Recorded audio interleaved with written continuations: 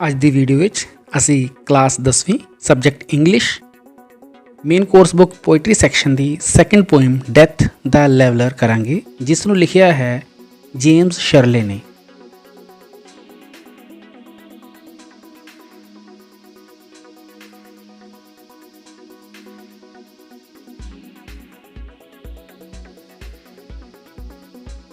Death, the leveler. The glories of our blood and state are shadows, not substantial things. There is no armor against fate. Death lays his icy hands on kings. The glories of our blood. ਇੱਥੇ blood ਦਾ ਅਰਥ ਹੈ ਖਾਨਦਾਨ। The glories of our blood and state are shadows. ਭਾਵ ਕਿ ਸਾਡੇ ਜਨਮ ਜਾਂ ਰੁਤਬੇ ਦੀ ਸ਼ਾਨ ਕੇਵਲ ਪਰਛਾਈਆਂ ਦੀ ਤਰ੍ਹਾਂ ਹੁੰਦੇ ਹਨ। Not substantial things. ਇੱਥੇ substantial ਦਾ ਮਤਲਬ ਹੈ ਮਹੱਤਵਪੂਰਨ, ਭਾਵ ਇਹ ਮਹੱਤਵਪੂਰਨ ਚੀਜ਼ਾਂ ਨਹੀਂ ਹੁੰਦੀਆਂ। There is no armor against fate. ਇੱਥੇ armor ਦਾ ਅਰਥ ਹੈ ਕਵਚ। There is no armor against fate, ਭਾਵ ਕਿ ਕਿਸਮਤ ਤੋਂ ਬਚਾਉਣ ਵਾਲਾ ਕੋਈ ਵੀ ਕਵਚ ਨਹੀਂ ਹੁੰਦਾ। Death lays his icy hands on kings. ਜਿਹੜੀ ਮੌਤ ਹੈ ਉਹ ਆਪਣਾ ਬਰਫ਼ ਵਰਗਾ ਠੰਡਾ ਹੱਥ ਰਾਜਿਆਂ ਉੱਤੇ ਵੀ ਰੱਖ ਦਿੰਦੀ ਹੈ। ਇਸ ਪੈਰਾਗ੍ਰਾਫ ਦੇ ਵਿੱਚੋਂ ਜੋ ਕੁਐਸਚਨਸ ਬਣਦੇ ਨੇ, question number 1, name the poem and the poet, and the answer is name of the poem death the leveller, name of the poet James Shirley. Question number 2. What are not substantial things? ਭਾਵ ਕਿ ਕਿਹੜੀਆਂ ਚੀਜ਼ਾਂ ਮਹੱਤਵਪੂਰਨ ਨਹੀਂ ਹੁੰਦੀਆਂ। Answer is the glories of our high birth and positions are not substantial things. ਮਤਲਬ ਜੋ ਸਾਡੇ ਜਨਮ ਅਤੇ ਰੁਤਬੇ ਦੀ ਚਮਕ ਹੈ ਉਹ ਬਹੁਤੀ ਮਹੱਤਵਪੂਰਨ ਨਹੀਂ ਹੁੰਦੀ। Question number 3. Explain death lays his icy hands on kings. Answer is it means that death spares not even kings. ਭਾਵ ਕਿ ਜਿਹੜੀ ਮੌਤ ਹੈ ਉਹ ਰਾਜੇ ਤੱਕ ਨੂੰ ਨਹੀਂ ਛੱਡਦੀ।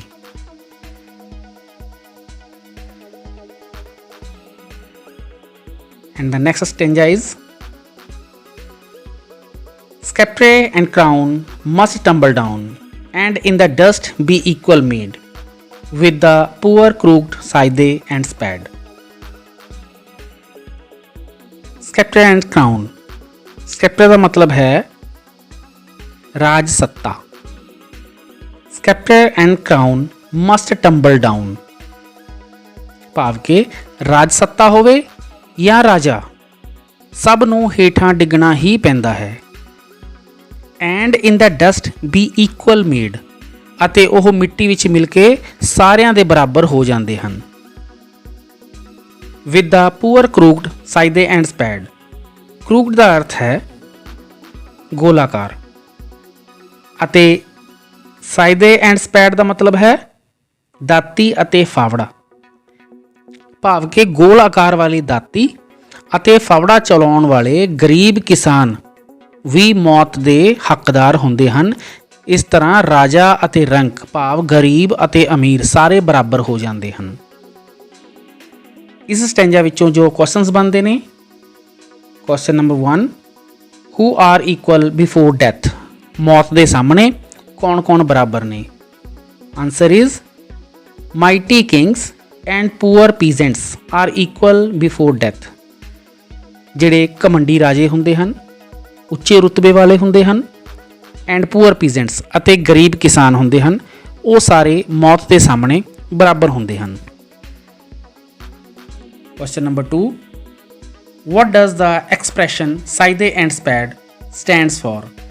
ਜੋ ਦਾਤੀ ਅਤੇ ਫਾਵੜਾ ਇਹ ਐਕਸਪ੍ਰੈਸ਼ਨ ਲਿਆ ਗਿਆ ਹੈ, ਵਿਚਾਰ ਲਿਆ ਗਿਆ ਹੈ, ਇਹ ਕਿਸ ਨੂੰ ਦਰਸਾਉਂਦਾ ਹੈ। Answer is scythe and spade stands for poor peasants and laborers.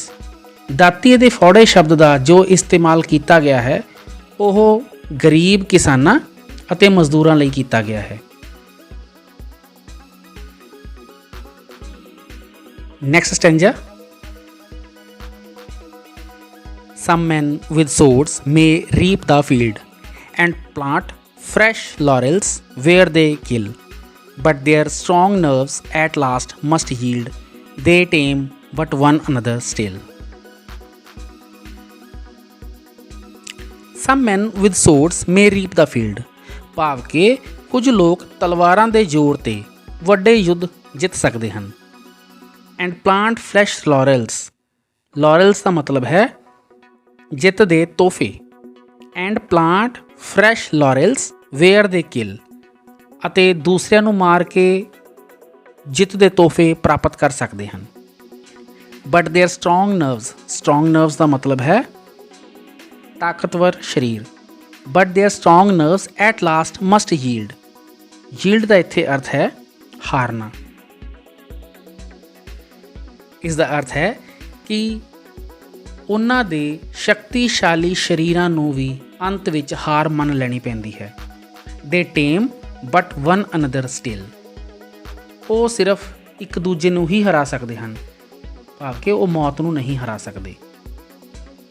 ਇਸ ਸਟੈਂਜਾ ਵਿੱਚੋਂ ਜੋ ਕੁਐਸਚਨਸ ਨਿਕਲਦੇ ਹਨ। Question number 1, where do some men do with swords. ਕੁਝ ਲੋਕ ਤਲਵਾਰਾਂ ਨਾਲ ਕੀ ਕਰਦੇ ਹਨ। Answer is some men win battles with their swords. ਕੁਝ ਲੋਕ ਆਪਣੇ ਤਲਵਾਰਾਂ ਦੇ ਦਮ 'ਤੇ ਵੱਡੇ ਯੁੱਧ ਜਿੱਤਦੇ ਹਨ। Question number 2, what do they fail to do. ਉਹ ਕੀ ਕਰਨ ਦੇ ਵਿੱਚ ਅਸਫਲ ਹੁੰਦੇ ਹਨ।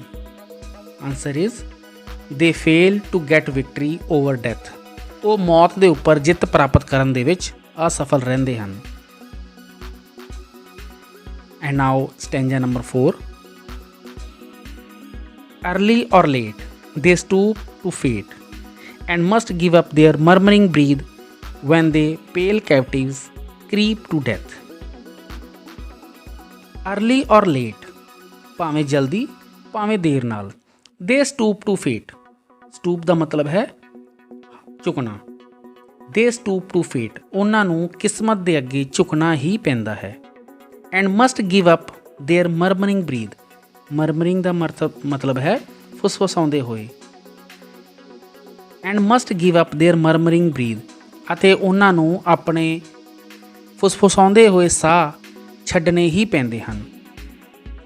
ਵੈਨ ਦੇ ਪੇਲ ਕੈਪਟਿਵਸ, ਕੈਪਟਿਵਸ ਦਾ ਮਤਲਬ ਹੁੰਦਾ ਹੈ ਕੈਦੀ।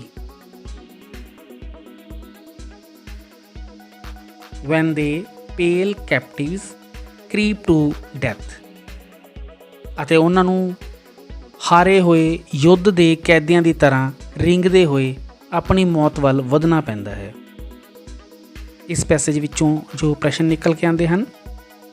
Question number 1, who stoop to fate. ਕਿਸ ਨੂੰ ਕਿਸਮਤ ਅੱਗੇ ਝੁਕਣਾ ਪੈਂਦਾ ਹੈ। Answer is all men have to stoop to fate. ਹਰ ਤਰ੍ਹਾਂ ਦੇ ਬੰਦੇ ਨੂੰ ਜਾਂ ਹਰੇਕ ਵਿਅਕਤੀ ਨੂੰ ਮੌਤ ਦੇ ਅੱਗੇ ਝੁਕਣਾ ਪੈਂਦਾ ਹੈ। ਵਿਚ 2 words show that men don't want to die। ਇਸ ਤਰ੍ਹਾਂ ਦੇ ਕਿਹੜੇ 2 ਸ਼ਬਦ ਹਨ ਜਿਹੜੇ ਇਹ ਦਰਸਾਉਂਦੇ ਹਨ ਕਿ ਵਿਅਕਤੀ ਮਰਨਾ ਨਹੀਂ ਚਾਹੁੰਦਾ।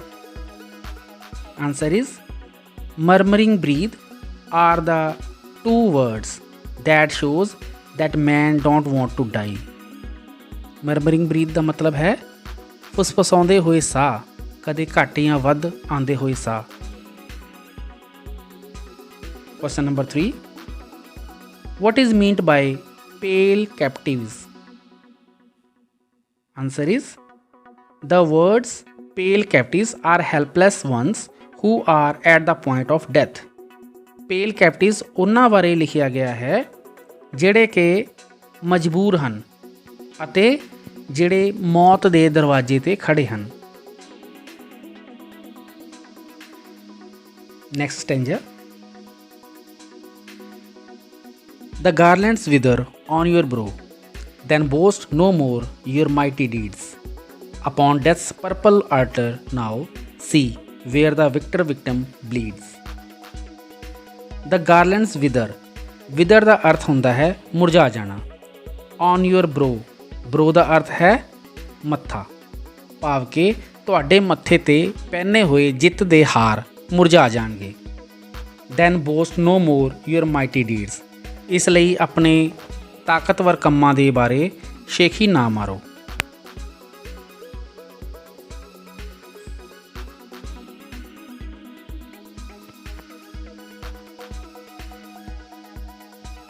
Upon death's purple altar now, see where the victim bleeds।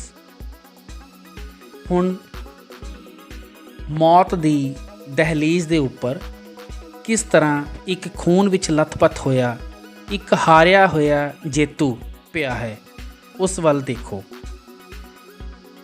ਭਾਵ ਕਿ ਜਿੰਨੀਆਂ ਮਰਜ਼ੀ ਜਿੱਤਾਂ ਪ੍ਰਾਪਤ ਕਰ ਲਈਏ, ਅੰਤ ਵਿੱਚ ਮੌਤ ਦੇ ਸਾਹਮਣੇ ਹਾਰਨਾ ਹੀ ਪਵੇਗਾ। ਇੱਥੇ ਵਿਕਟਮ ਦਾ ਅਰਥ ਸੀ ਜਿੱਤਿਆ ਹੋਇਆ, ਹਾਰਿਆ ਇਨਸਾਨ।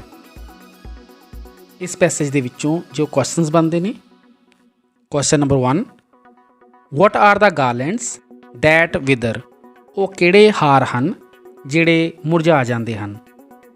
Answer, garlands refer to the honours of victory in wars which prove useless in death.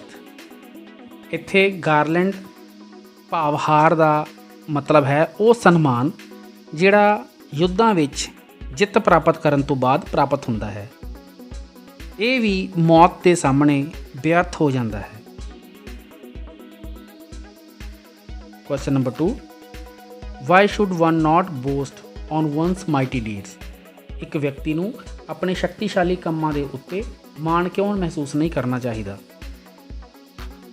Answer, because mighty deeds cannot save one from death, ਕਿਉਂਕਿ ਸ਼ਕਤੀਸ਼ਾਲੀ ਕੰਮ ਕਿਸੇ ਵੀ ਵਿਅਕਤੀ ਨੂੰ ਮੌਤ ਤੋਂ ਨਹੀਂ ਬਚਾ ਸਕਦੇ। Question number 3, what is meant by the victim. Victim ਦਾ ਕੀ ਅਰਥ ਹੈ। The victor of any war become a victim by death. ਕਿਸੇ ਵੀ ਯੁੱਧ ਦਾ ਜੇਤੂ ਮੌਤ ਦੇ ਅੱਗੇ ਹਾਰ ਜਾਂਦਾ ਹੈ।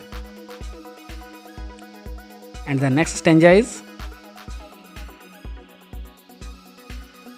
your heads must come to the cold tomb, only the actions of the just smell sweet and blossom in their dust।